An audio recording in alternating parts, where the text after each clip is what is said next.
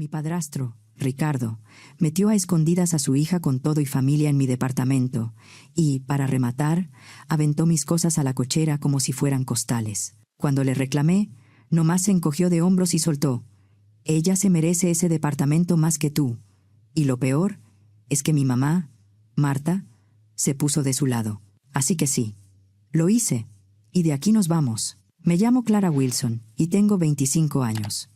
Desde hace 6 meses estoy viviendo en un departamentito que me asignó la empresa en Tijuana, de esos que cumplen, pero no abrazan. Todo es práctico, blanco, medio frío.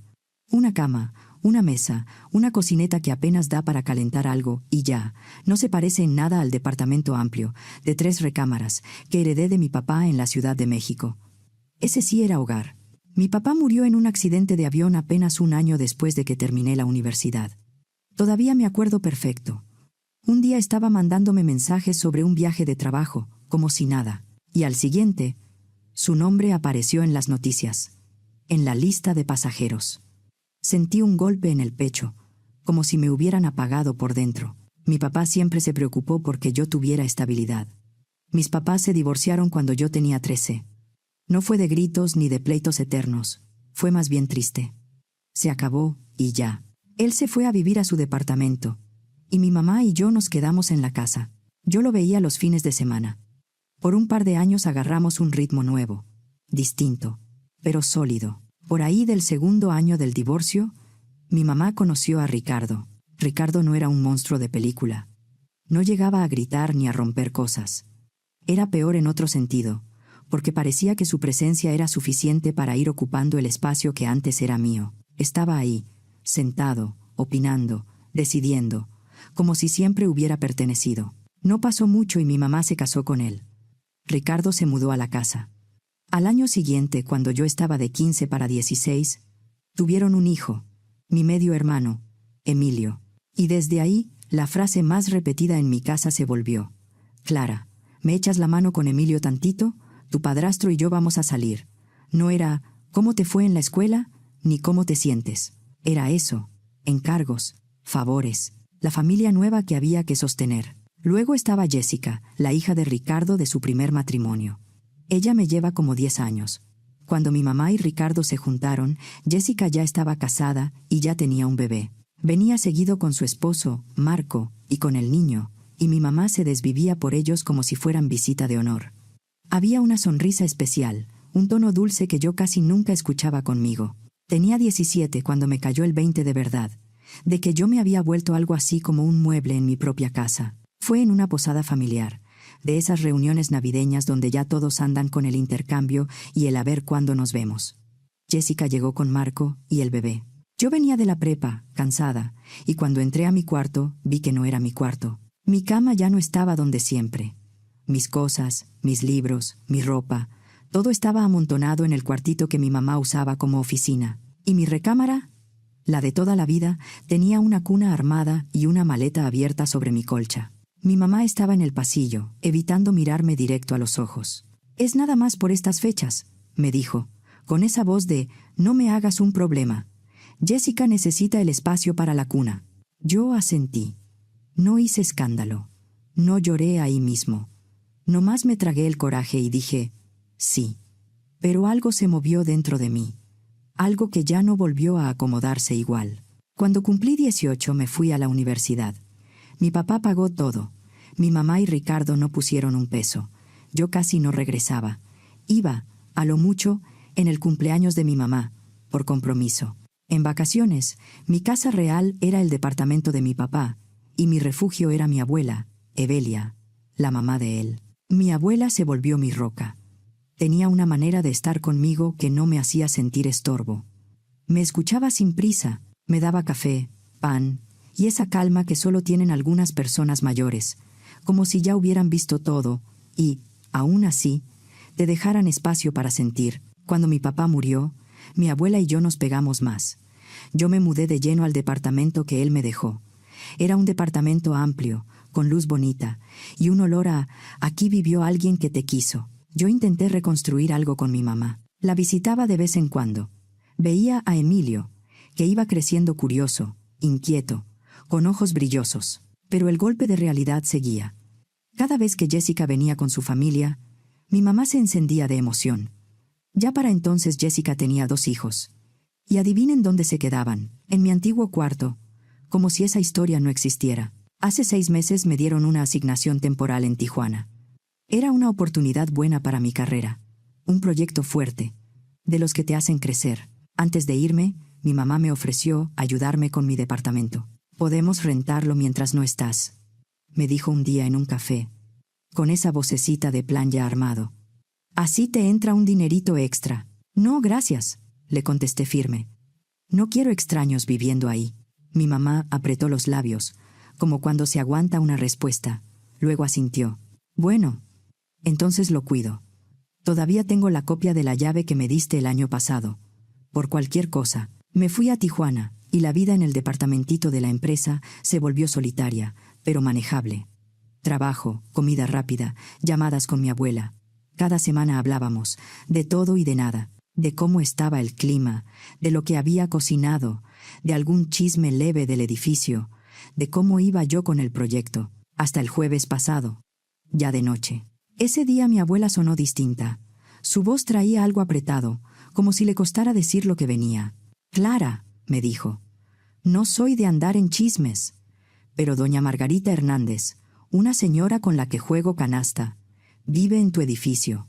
Me comentó algo que me dejó inquieta. Sentí que el estómago se me hacía nudo. ¿Qué pasó con mi departamento?» Hubo un silencio. Y luego mi abuela, despacito, «Dice que Jessica y su familia se metieron a vivir ahí poco después de que te fuiste. Que tu mamá y Ricardo los ayudaron a subir cosas». Se me heló la espalda. «Eso no puede ser», dije, aunque por dentro una parte de mí ya lo veía venir. «Lo siento, mi niña», me dijo mi abuela. «Sentí que tenías que saber». Colgué y, de inmediato, le marqué a mi mamá. Intenté que mi voz saliera ligera, como si nada. «Hola, mamá, nomás hablaba para ver cómo estás. Oye, ¿todo bien con mi departamento?» Sí», contestó demasiado rápido. «Todo bien. ¿Y tú? ¿Cómo vas en el trabajo?» «Bien», dije. «Fíjate que una amiga de la universidad necesita dónde quedarse unos días. Le dije que chance y podía usar mi departamento. Va a pasar por la llave contigo». Ahí, su respiración se notó. Un silencio chiquito, pero lleno de pánico. «Ay, Clara, no creo que sea buena idea», dijo. «Tú siempre dijiste que no querías extraños ahí. Se puede dañar algo, y tú eres muy cuidadosa con tus cosas». «Mamá», la corté. Ya no me salió suave. «Ya sé que Jessica y su familia están viviendo en mi departamento». El silencio fue largo. Ahí me quedó clarísimo. «Clara», soltó al fin, con un suspiro cansado. «Sí es cierto, pero no tenían a dónde ir. Su rentero vendió el edificio, y, con cómo están las rentas». «Tú hiciste esto a mis espaldas», la interrumpí. «Sabías que yo no quería a nadie ahí». «Jessica no es nadie», tronó mi mamá. «Es familia. Es la hija de Ricardo». «No es mi familia», dije, sintiendo que me temblaba la mano con el celular. «No seas infantil, Clara. Es temporal. Tú ni estás usando el departamento. Lo quiero fuera hoy», le dije. «Y quiero que le des la copia de mi llave a mi abuela». La voz de mi mamá se endureció. «Jessica se va a quedar el tiempo que necesite. Tú no lo necesitas ahorita». «Es mi departamento», le solté. «A mí me lo dejó mi papá». «Ya, tengo cosas que hacer», dijo fría, y me colgó. Le volví a marcar. No contestó. Busqué el número de Jessica. Mandó directo al buzón. Caminé por mi departamentito en Tijuana como animal enjaulado. 6 meses pagando miles de pesos entre mantenimiento y servicios, por un lugar donde ni estaba, para enterarme de que mi propia mamá había metido ahí a la familia de su esposo. Agarré el celular y marqué a mi jefe. «Paco, soy Clara. Necesito pedir que me regresen a la oficina de la Ciudad de México. Es una emergencia familiar». Paco no preguntó demasiado. Yo ya me había ganado la confianza. Me dijo que lo revisaba, y como a la hora, me confirmó. «Te regreso. Arréglalo. Y cuando estés lista, te veo acá». El vuelo de regreso se me hizo eterno. Cada minuto me apretaba más el coraje. Yo ensayaba conversaciones en la cabeza, y ninguna acababa bien. Llegué a la Ciudad de México, agarré mi maleta y pedí un Uber directo a casa de mi abuela, en Coyoacán. Cuando abrió la puerta, su cara se iluminó y luego le cambió, porque me vio la expresión. Clara, no pensé que ibas a venir tan rápido. Me jaló a un abrazo. Olía a café y a ese perfume suave que siempre usa. Me calmó tantito, aunque el coraje seguía ahí, atorado. No podía quedarme allá, le dije. Necesito ver qué hicieron con mi departamento. Primero te hago un té, insistió.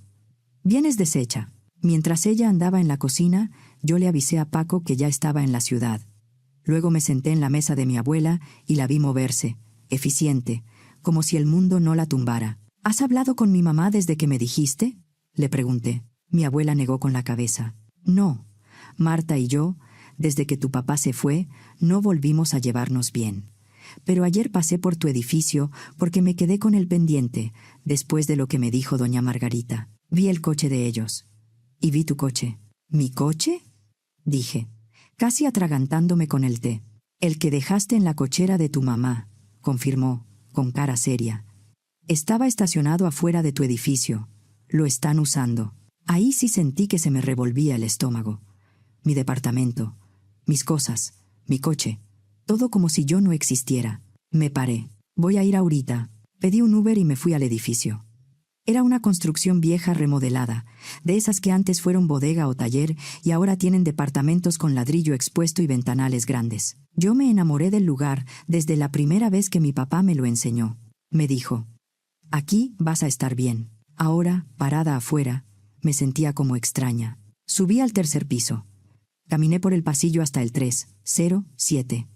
Mi departamento. Respiré hondo y toqué fuerte. Nada. Volví a tocar. Más fuerte. Juraría que adentro se oyó movimiento, como pasos, o algo arrastrándose. Pero no abrieron. Saqué mis llaves. Metí la llave en la chapa. No giró. Intenté otra vez. Nada. Me quedé helada. Habían cambiado la chapa. No puede ser, dije, más para mí. Y empecé a tocar otra vez. Sé que están ahí. Es mi departamento. Esperé. Nada. Me salí con el coraje subiéndome a la garganta y pedí otro Uber. Ahora rumbo a casa de mi mamá y Ricardo, en Ciudad Satélite, Naucalpan. Era hora de tráfico y el camino se sintió eterno. Puro periférico pesado, como si hasta la ciudad me estuviera estirando la paciencia. La casa estaba igual que siempre. Pasto recortado, seto acomodado, el columpio que Ricardo le hizo a Emilio en el patio. Todo perfecto por fuera, como si adentro no se cocinara nada raro. Toqué el timbre con más fuerza de la necesaria. Mi mamá abrió. Su cara pasó de sorpresa a algo duro cuando me vio. Detrás de ella apareció Ricardo, con los brazos cruzados. Clara, dijo mi mamá, plana, ¿qué haces aquí? Ese tono, como si yo fuera visita incómoda, me dejó en shock un segundo. ¿Qué hago aquí?, repetí. Vivo en esta ciudad, y vivo en un departamento que tú regalaste sin mi permiso. Deberías haberte quedado donde estabas, contestó mi mamá. Aquí todo estaba funcionando. ¿Funcionando para quién? Le solté. Ricardo dio un paso al frente. Jessica y Marco necesitan ese lugar más que tú, dijo, como si fuera lo más lógico del mundo. Tienen hijos, Clara. Tú eres una sola. Eso no lo vuelve su departamento, le dije. Es mío. Me lo dejó mi papá. Y tú lo dejaste vacío, se metió mi mamá. Jessica perdió su lugar. ¿Querías que los dejáramos en la calle? Pudieron preguntarme, contesté. O ayudarles a conseguir otra cosa. O que se quedaran aquí. La cara de Ricardo se puso más pesada. Aquí no hay espacio. Además, Jessica se merece ese departamento más que tú. Tiene familia que mantener. Sentí que me ardía la cara. ¿Y mi coche?, dije, acordándome de lo que me dijo mi abuela. El que dejé en tu cochera antes de irme. Ricardo se encogió de hombros. Se lo dimos a Jessica. Su coche se descompuso y necesitaba moverse con los niños. Volteé a ver a mi mamá. Busqué algo. Un arrepentimiento. Una duda. Una mínima vergüenza. Nada. Su cara estaba como cerrada. Tus cosas del departamento están en la cochera, dijo, como si me estuviera dando un favor. Te las puedes llevar de una vez. Están estorbando, repetí. Me salió la voz hueca, como siempre. Mi mamá se tensó un poco, pero no dijo nada. Voy a pedir un flete, dije, sacando el celular. Me quedé parada en su entrada, sin aceptar su oferta tibia de «pásate tantito». No quería estar ahí. No podía. Cuando llegó la camioneta de mudanza, le indiqué al personal la cochera. Ahí estaban mis cosas, cajas apiladas sin cuidado, mi silla, mi buró, cosas amarradas con mecate, como si hubieran limpiado rápido para despejar. ¿A dónde se lo llevamos, señorita?, me preguntó el encargado. Le di la dirección de mi abuela. Mientras subían mis cosas, llegó Emilio de la escuela. Traía su mochila, el uniforme medio chueco, y cuando me vio, se le iluminó la cara. Clara. Corrió hacia mí, pero mi mamá lo agarró del brazo. Entra y haz tarea, le dijo. Clara está ocupada. A Emilio se le cayó la cara. Me miró como preguntando con los ojos. Luego, obedeció y se metió, volteando una vez más hacia mí antes de desaparecer. Cuando cargaron la última caja, me volteé con mi mamá. ¿Y qué vas a hacer cuando yo recupere mi departamento?, le pregunté. Porque lo voy a recuperar. No hagas problemas, Clara, me advirtió. Bajito. Jessica no tiene a dónde ir ahorita. Eso no es mi problema, le contesté. Me subí a la camioneta de mudanza, en el asiento del copiloto. Mientras arrancábamos, vi a mi mamá parada en la puerta, con esa cara que no dice nada y lo dice todo. En casa de mi abuela descargamos todo en su cochera. El flete me salió en unos pocos miles de pesos, y cada caja que bajábamos me dolía como si me estuvieran arrancando otra vez el lugar que era mío. Cuando el personal se fue, mi abuela me rodeó los hombros. ¿Y ahora qué?, me preguntó suave. Yo miré mis cajas, mi vida metida en cartón, las cosas que mi papá me dejó, los recuerdos, todo empacado para que otros se acomodaran. Mañana veo, le dije. Ahorita necesito dormir. Esa noche, acostada en el cuarto de visitas de mi abuela, tomé una decisión. Ellos estaban seguros de que yo iba a hacer lo de siempre. Tragarme el coraje, adaptarme, quedarme callada, pero no esta vez. Me levanté temprano. Me bañé. Desayuné con mi abuela. Y me senté con la computadora a buscar información. No para ponerme a jugarle a la abogada, sino para entender qué podía hacer sin meterme en un lío más grande. Propiedad, posesión, entrada sin autorización, uso de vehículo. Mi abuela me sirvió café. ¿Cuál es el plan?, me preguntó. Voy a levantar una denuncia, le dije. Se metieron a mi departamento sin mi autorización y están usando mi coche. Mi abuela asintió, seria. Llamé para preguntar el procedimiento y me dijeron que lo correcto era acudir a la fiscalía, a una agencia del Ministerio Público, para presentar el caso. También me dijeron algo claro, que un desalojo formal lleva su camino, pero que podían dar acompañamiento para evitar pleitos, para dejar constancia y para que hubiera entrega voluntaria de llaves. Si la gente accedía, agarré mi credencial del Instituto Nacional Electoral, copias digitales de las escrituras del departamento y los papeles del coche. Le di un beso a mi abuela y salí. En la fiscalía me atendió una oficial de apellido Martínez. No era de sonrisa fácil, pero tenía ojos amables. Le expliqué todo. Ella fue tomando nota. Si el inmueble está a tu nombre y no hay contrato ni autorización tuya, se documenta como ocupación sin consentimiento, me dijo, cuidando las palabras. Y lo del coche, uso sin permiso. Vamos a dejarlo asentado. Le enseñé los documentos. Ella revisó, comparó datos. Está claro, dijo al final. Podemos acompañarte hoy mismo para dar fe de que eres la propietaria, pedir entrega voluntaria de llaves y evitar que esto se ponga feo. Si se niegan, se asienta la negativa y tú sigues el trámite por la vía correspondiente. ¿Va?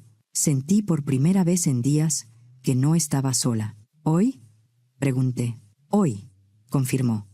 Dame una hora para coordinar. Esa hora se me fue entre llamadas y café malo de máquina. Le avisé a mi jefe Paco lo que estaba pasando. Le dije que iba a arreglarlo y que el lunes estaba lista para regresar. Como lo prometió, la oficial Martínez volvió con otro elemento, el oficial Ríos. Me dijeron que nos veríamos afuera de mi edificio. Yo pedí un Uber porque mi coche seguía en manos de Jessica. Nos encontramos ahí y subimos juntos en el elevador al tercer piso. Mi corazón iba como loco. La oficial Martínez tocó la puerta del 307 con firmeza. Autoridad. Por favor, abran la puerta. Pasaron segundos largos. Se oyó movimiento adentro. Finalmente, una voz de hombre, la de Marco, preguntó detrás de la puerta. ¿Qué pasa? ¿O qué? Abra la puerta, por favor, dijo el oficial Ríos, serio. La puerta se entreabrió. Marco asomó la cara. Cuando me vio a mí, se le abrieron los ojos. «¿Qué te pasa, Clara?», soltó, de mala gana. «Abra por completo», indicó la oficial Martínez. Marco abrió. Y ahí estaba Jessica, en mi sala, con un niño cargado y otro asomándose detrás de sus piernas. Mi departamento, mi lugar, estaba lleno de sus cosas. Juguetes por el piso, un sillón que no era mío, cajas, mochilas, ropa colgada, y las paredes, que antes eran gris suave, ahora estaban pintadas de un amarillo encendido que me pegó en los ojos. «Clara», dijo Jessica fría, «¿pudiste avisar? ¿Avisar para entrar a mi propio departamento?», contesté. «Al que te metiste sin mi permiso». La oficial Martínez dio un paso al frente. «Señora», dijo, «Clara, la propietaria está presente y acredita propiedad. Venimos a dar fe y a solicitar la entrega voluntaria del inmueble y de las llaves. Esto está quedando asentado». La cara de Jessica se puso roja.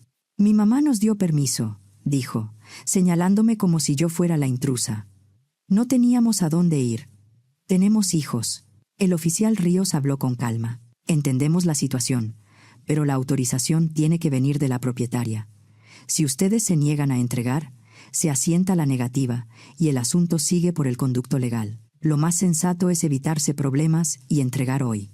Marco apretó la mandíbula. «Es ridículo», dijo. «Llevamos meses aquí. Hasta le metimos arreglos. Arreglos que yo no pedí», le contesté, viendo las paredes amarillas y mi sala convertida en guardería. La oficial Martínez mantuvo el tono firme. «Hoy se solicita entrega voluntaria. Pueden llevarse lo esencial ahora. Para el resto, se coordina retiro con calma. Pero el inmueble se entrega hoy. ¿Estamos?». Jessica abrió la boca, como si no lo creyera. «¿Y nuestras cosas?», reclamó. «No nos vamos a ir con las manos vacías. Llévese lo necesario», respondió el oficial Ríos. «Ropa, documentos, artículos básicos. Para lo demás se deja constancia y se acuerda. No se trata de pleito. Se trata de ordenar». Jessica empezó a llorar. El niño que cargaba se inquietó. El otro se pegó a su pierna. «Tenemos 2 hijos», dijo, con voz quebrada, mirándome. «¿A dónde quieres que me vaya?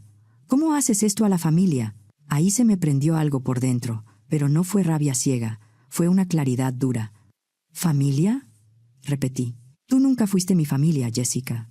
Tú fuiste la persona a la que mi mamá le dio todo lo que a mí me quitó.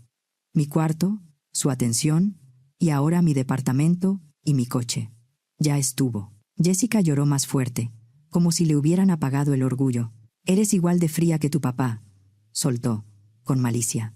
Se me heló la cara. «No te atrevas a hablar de mi papá», dije bajito, pero tan firme que hasta Marco se quedó quieto un segundo. «Agarra tus cosas y deja las llaves de mi coche en la mesa». Marco respiró hondo, como tragándose un pleito. Le puso la mano a Jessica en el hombro. «Ya, Jess», murmuró. «Vámonos con tu papá. Luego vemos qué hacemos». Yo me quedé cerca de la entrada mientras ellos empacaban a toda prisa. Maletas, ropa, juguetes, pañales. Jessica me aventaba miradas cargadas de coraje entre sollozos. Los oficiales se mantuvieron ahí, vigilando que no hubiera daños. Como 1 hora después, ya estaban listos. Jessica pasó junto a mí sin decir palabra. Los niños la siguieron, uno medio lloroso, el otro callado. Marco dejó unas llaves sobre la mesa. Con un golpe seco. «Le arreglamos una fuga del baño y cambiamos unas cosas», dijo amargado, como buscando cerrar con algo. «De nada», no le respondí. No porque me faltaran palabras, sino porque ya no quería darles ni eso. Cuando salieron, la oficial Martínez me preguntó si yo quería que también quedara como asunto aparte lo del coche. Me quedé un segundo pensando. «Que quede asentado, sí», dije. «Pero no quiero que esto se haga más grande. Solo quiero mi vida de vuelta». Me dieron unos documentos para firmar, confirmando que se había hecho entrega voluntaria y que la autoridad había dado fe de la situación.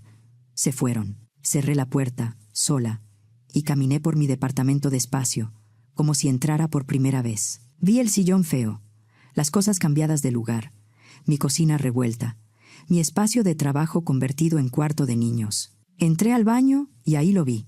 En el espejo, escrito con labial rojo, había 2 palabras grandes. «Mala hija». Me quedé viéndolo, viendo mi reflejo detrás. Si esto me hubiera pasado 6 meses antes, tal vez me habría puesto a llorar ahí mismo. Tal vez habría sentido culpa, Pero en ese momento, lo que sentí fue algo frío y firme. Agarré una toalla de papel, la mojé y empecé a borrar el labial. Despacio, sin prisa, como quien limpia una mancha que ya no quiere en su vida. Cuando el espejo quedó limpio, me asomé a la ventana de la sala. Abajo vi a Marco acomodando maletas en un coche que no era el mío. Mi coche estaba estacionado cerca, y por primera vez lo vi como lo que era, otra prueba de que se pasaron. Los vi irse. Y cuando desaparecieron, sentí que me quitaban un peso de encima. Los días siguientes fueron un torbellino. Llamé a un cerrajero y cambié chapas. Avisé a la administración del condominio que solo yo podía autorizar entradas y que no se entregara información ni acceso a nadie. Pedí limpieza profunda. Organicé que una mudanza trajera mis cosas de la cochera de mi abuela. Me dolía ver mis muebles fuera de lugar, mis recuerdos movidos como si nada. Lo primero que hice fue pintar. Ese amarillo me gritaba. Me tomé un día entero en regresar las paredes a un gris suave, el mismo que a mí me gustaba. Me subí a una escalera, rodillo en mano, y sentí que cada pasada era recuperar un pedacito de mí. El celular no dejaba de sonar. Mi mamá marcó una y otra vez. Ricardo también. Y luego Jessica. Yo no contesté. No tenía nada que hablar. Solo le contestaba a mi abuela. ¿Se quedaron con tu mamá?, me dijo en una llamada. Marta me marcó hecha una furia. Le colgué. Ya no tengo paciencia para eso. Gracias, le dije, con el rodillo todavía chorreando pintura. De verdad. Gracias. Al tercer día, mientras acomodaba libros en el librero, volvió a sonar mi celular. Era mi mamá. No quería contestar, pero algo en mí, tal vez por cerrar el círculo, apretó el botón. ¿Qué quieres?, le dije sin rodeos. ¿Cómo pudiste hacerle eso a tu hermana?, me soltó, con una voz aguda que no le escuchaba desde hace años. Los dejaste en la calle con niños. Respiré hondo. Puse el libro sobre la mesa. Primero, Jessica no es mi hermana. Segundo, no dejé a nadie en la calle.